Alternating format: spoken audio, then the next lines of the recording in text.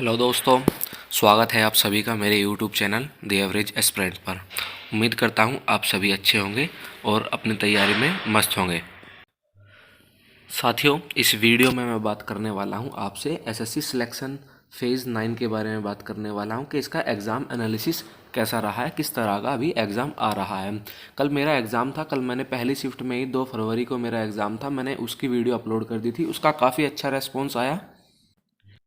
लेकिन इस वीडियो में आप देखेंगे कि कल की 2 फरवरी की सेकंड शिफ्ट और थर्ड शिफ्ट और आज का जो एग्ज़ाम है फर्स्ट शिफ्ट का, मैं इनके बारे में बताऊंगा। मेरे कल एक फ्रेंड का भी एग्ज़ाम था और फिर मैंने एक उसके ही एक फ्रेंड से भी बात की कि कल के एनालिसिस के बारे में, और आज मैंने एक लड़के से बात की है, उनके बेस पे मैं आपको आज का एग्ज़ाम बता रहा हूँ कि आज एग्ज़ाम में किस तरह के क्वेश्चन पूछे गए। मतलब क्वेश्चन तो नहीं बताऊँगा, लेकिन मैं आपको बता दूंगा कि क्या क्या चीज़ आपको अभी क्विक रिवीजन करना चाहिए।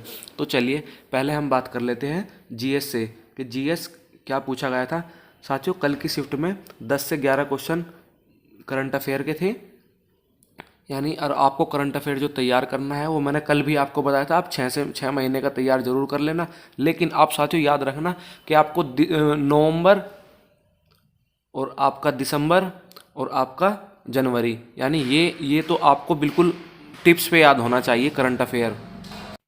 लेकिन साथियों, जनवरी का जो करंट अफेयर है वो सबसे ज़्यादा आपके लिए इम्पोर्टेंट होने वाला है, क्योंकि कल मेरे एग्ज़ाम में भी 21 जनवरी यानी 21 जनवरी का भी क्वेश्चन था।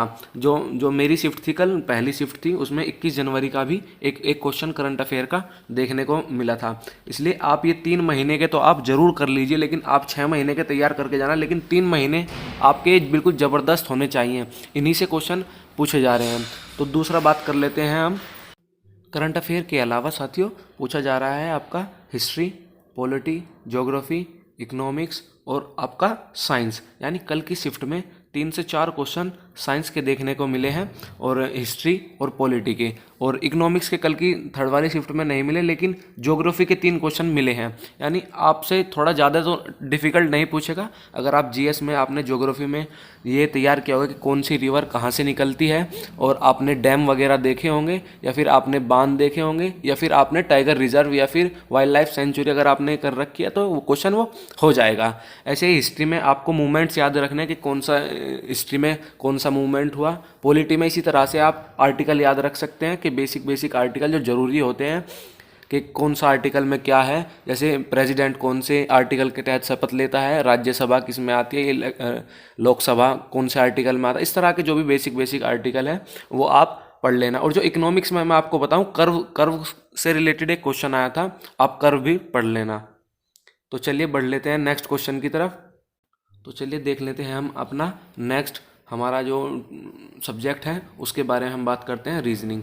साथियों, मैं आपको एक बात सही तरीके से बताता हूँ कि रीजनिंग जो मैंने भी खुद भी अटैम्प्ट किया है या मेरे साथियों ने भी अटैम्प्ट किया, उनका सिर्फ यही कहना है कि अभी जो एक साल में अभी जो एग्ज़ाम हुए हैं, यानी CHSL या CGL हुआ है, आप सिर्फ उनके प्रीवियस ईयर क्वेश्चन लगा लेना, वही काफ़ी होंगे। यानी वही क्वेश्चन आपको 23 से 24 क्वेश्चन या 25 भी करा सकते हैं, ऐसा भी हो सकता है। कुछ क्वेश्चन रिपीट भी आए हैं, जैसे कि वो आता है कि रीजनिंग में सेंटीमीटर डेसीमीटर वाला, यानी कुछ क्वेश्चन रिपीट भी हो रहे हैं कि एक साल के रीजनिंग के सेट लगा लेते हैं तो आपका रीजनिंग बहुत अच्छा हो जाएगा। जिनका भी आने वाले दिनों में एग्ज़ाम है वो एक काम ज़रूर करें। तो देख लेते हैं हम नेक्स्ट सेक्शन हमारा जो होने वाला है, उसके बारे में बात कर लेते हैं इंग्लिश के बारे में। साथियों, इंग्लिश में कल कल मिला एक दो क्वेश्चन ग्रामर के मिले और वही इम्प्रूवमेंट मिला, और फिर वोकैब के क्वेश्चन थे और वही थोड़ा वोकैब थोड़ा कल कम कर दिया गया, एक दो क्वेश्चन ग्रामर था, लेकिन पैसेज और क्लोज टेस्ट फिर पूछा गया है आपका। यानी यही जो क्लोज टेस्ट है और पैसेज है, यही दोनों टाइम टेकिंग होता है। आप सभी जानते हैं, इसको पढ़कर ही करना पड़ता है और उसको पढ़ के समझने में, यानी क्लोज टेस्ट तो आप थोड़ा जल्दी भी कर सकते हैं, छोटा आता है, लेकिन पैसेज मैंने देखा है कि पैसेज बड़ा था और इनकी शिफ्ट में भी थोड़ा पैसेज बड़ा ही था। इसलिए आप थोड़ा यहाँ पर टाइम सेव कर कर शुरू से ही आप अपना टाइम सेव किए। जो भी वोकैब और एरर का है उसको थोड़ा जल्दी लगाइए, क्लोज टेस्ट लगाइए, पैसेज को आप लास्ट के लिए छोड़िएगा। कि जैसे अगर आपके पास लास्ट में समय बचता है तो आप तब पैसेज को देखिएगा। अगर आपने बीच में ही पैसेज को देखा तो आपका लास्ट सेक्शन जो होने वाला है, आपको मैथ्स या फिर आपका अदर कोई भी सेक्शन आपका वो छूट जाएगा। तो चलिए बात कर लेते हैं हम मैथ सेक्शन के बारे में।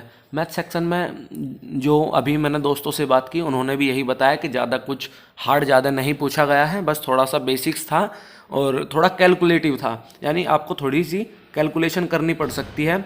जो एसएससी पूछ भी रहा है, हालांकि एसएससी अब सीधे सीधे डिमांड कर रहा है कि आप सीधा कैलकुलेशन करके आए, अपनी अच्छी कमांड करके आए, सिर्फ वही था। बाकी जो अभी अभी आप जो भी आपने अभी तक तैयारी की है, पढ़ा है, बाकी सब वही पूछा जा रहा है। कुछ भी ऐसा अनएक्सपेक्टेड नहीं है जो आपने नहीं पढ़ा है, सिर्फ आप थोड़ा कैलकुलेशन की थोड़ा स्पीड पे प्रैक्टिस कीजिएगा, जोड़ना घटाना गुना करना, बस यही है।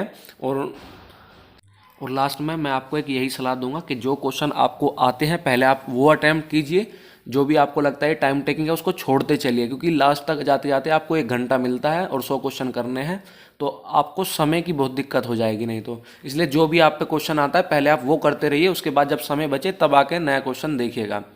साथियों, इस वीडियो में दी गई जानकारी अगर आपको अच्छी लगी है तो आप मेरे यूट्यूब चैनल को ज्वाइन कीजिए, मैं इस तरह की वीडियो लेकर आता रहता हूँ। जैसे भी अगर पैटर्न ऊपर नीचे होता रहेगा तो मैं बात कर लेता हूँ, तो मैं बता दूंगा आपको। जय हिंद, जय भारत।